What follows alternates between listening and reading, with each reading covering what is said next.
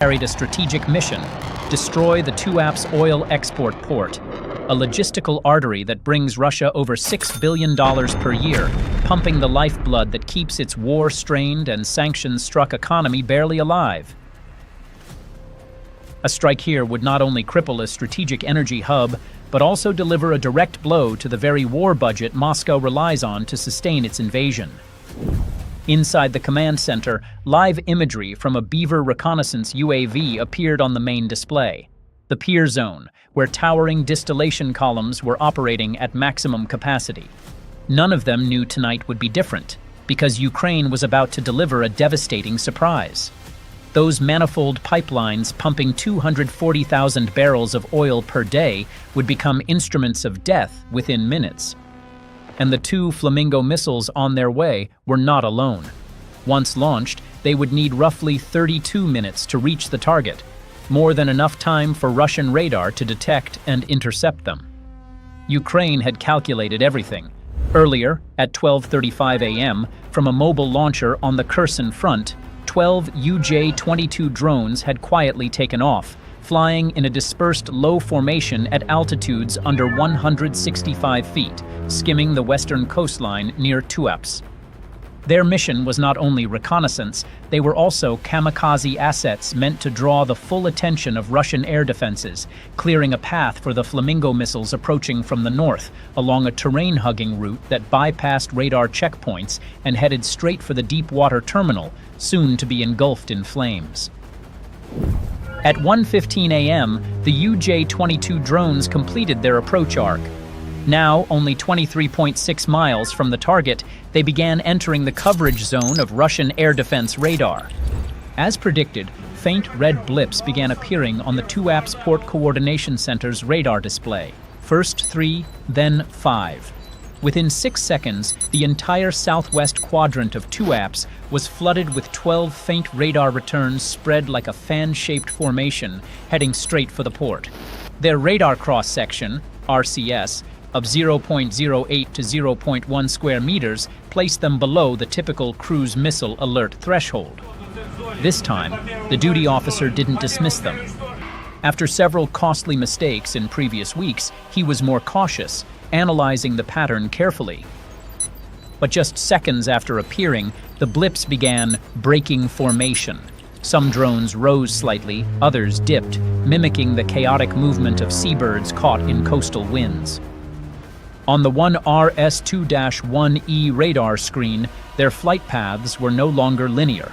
They fluctuated irregularly, with turn angles shifting 3 to 5 degrees per second. After a brief hesitation, lasting exactly 4.2 seconds, the radar officer finally typed a classification command. Classify bird cluster, low priority. A fatal mistake, one he would pay for dearly. At 1:22:48 a.m., when the bird cluster was less than 9.3 miles from Manifold Pier number 4, the 1RS-2-1E radar finally acquired a stable reflection cycle. Location UAV, tactical class, low RCS. Immediately, an alarm blared through the Pantsir cabin. Without waiting for authorization, the Pantsir battery near Pier 165 launched 257E-6E missiles toward the sea-skimming drones. Further north, a Buk M2 battery locked on and launched 3 more. 5 missiles, each nearly $1 million, were fired at drones worth only a few $1,000s apiece. After nearly a minute of chaotic engagement, Russian air defenses finally downed 4 drones. But the nightmare had only begun. The radar signatures, interference patterns, and reaction timing logged by the 12 UJ-22 drones had created a living battlefield map for the incoming missiles. Every blind spot, every delayed response, every noise corridor, all of it was captured, encoded, and transmitted in real time to the Ukrainian strike crew. The launch order was issued instantly. A short beep sounded. The hydraulic lift raised the 17-foot missile, sliding it off the protective rail into a 28-degree launch angle, optimal for low-altitude cruise. Seconds later, the Flamingo missile left the launcher, silent, carving a thin, cold trail as it dove towards southern Crimea, initiating one of the boldest precision strikes of 2025. They flew at 85 feet altitude, maintaining a cruise speed of 550 miles per hour. At Pier 167 of the Tuapse port complex, the largest crude oil receiving zone, two massive tankers, MT Chai and Coast Buster, Liberia flagged, were waiting to take on their final batches of fuel. Beside Chai, at the standby berth, the Pollux, Panama flag, lay idle, awaiting its turn. Together, they formed a perfect cluster of high-value targets. At 1:23:24 a.m., the remaining 8 UJ-22 drones closed in on the southern pier, where the tankers were berthed along piers 165 to 167. They were now within 985 yards of the objective. All had passed through the final layer of Russian air defenses. Each drone carried a 7.7-pound HEI, high-explosive incendiary warhead, designed to penetrate thin steel and ignite secondary fires. Each one was capable of punching through 0.4 to 0.6 inches of manifold pipe steel or foam station walls before triggering its incendiary core. At 1:23:28 a.m., all 8 UJ-2s simultaneously dipped their noses to -5 degrees, skimming just 20 to 26 feet above the water, hugging the edge of the concrete pier. Each drone's FLIR infrared camera locked onto thermal targets automatically, scanning for stable IR signatures.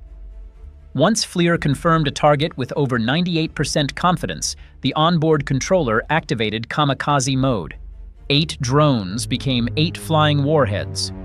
UJ-22 No. 1 struck the high-pressure manifold cluster feeding crude from storage 12B to the deep water berth.